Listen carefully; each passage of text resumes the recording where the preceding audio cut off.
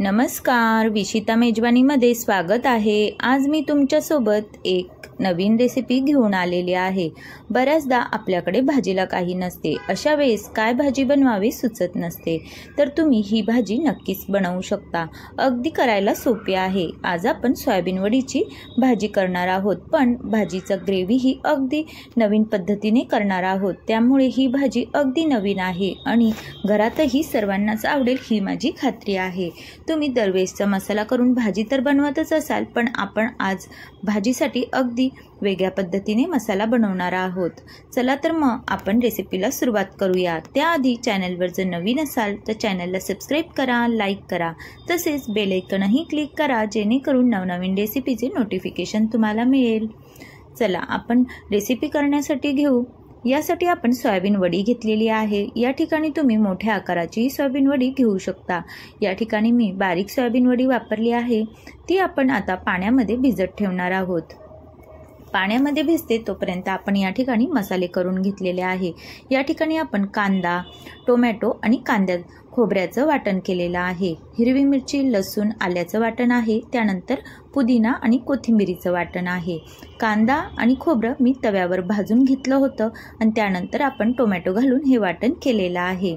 आता आपण पातेल्यामध्ये 3 ते 4 चमचे तेल घातलेलं आहे आणि मसाला हा आपण यामध्ये घालून घेत आहोत। असा मसाला जर तुम्ही बनवून ठेवला तर तुमच्या एवढ्या मसाल्यात 2 ते 3 भाज्या सहजच होता। घाईच्या वेळेत तुम्ही मस्त अशी मसाल्याची चटपटीत भाजी बनवू शकता। त्यानंतर लगेचच आपण हिरवी मिरची, लसूण, आल्याचं वाटण घालून घेणार आहोत। त्यानंतर पुदिना आणि कोथिंबीरीचं 3 चमचे वाटण यामध्ये मी वापरलेला आहे। बाकीचा मसाला हा आपण पॅक बंद डब्यात फ्रीजमध्ये ठेवून दिला तर तुम्ही हे वाटण कधीही वापरू शकता। सोयाबीन वडी छान भिजलेली आहे। आता आपण पिळून घेणार आहोत आणि त्यातलं पूर्ण पाणी काढून टाकणार आहोत। इकडे आपला मसालाही छान परतलेला आहे, पूर्णपणे सुक्का असा झालेला आहे। आता आपण यामध्ये सोयाबीन वडी घालून घेणार आहोत।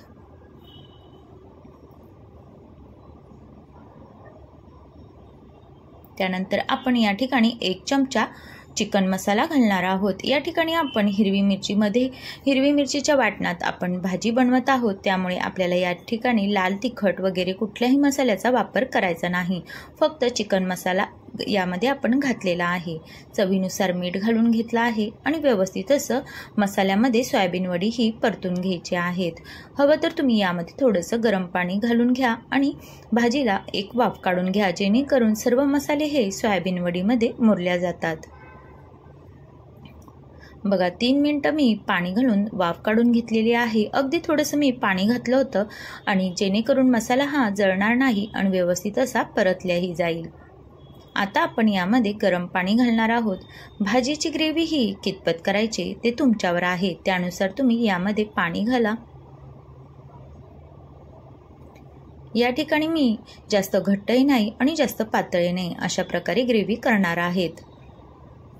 मस्त असं आपली ग्रेव्ही ही तयार झालेली आहे। आता आपण झाकण ठेवून एक उकळी काढून घेणार आहोत।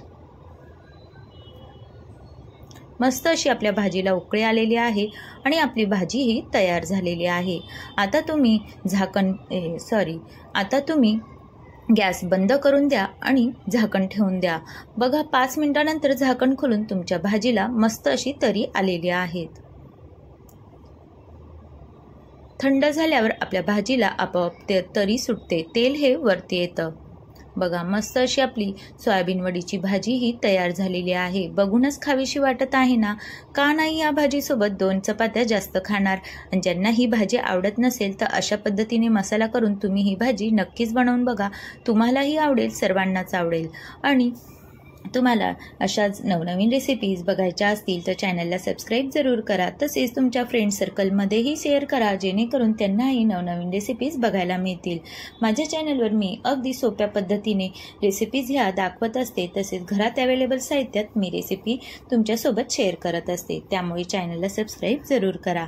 तुम्हाला ही रेसिपी कशी वाटली कमेंट्स करून सांगायला विसरू नका। रेसिपी बघितल्याबद्दल धन्यवाद। परत भेटू एका नवीन रेसिपी सोबत।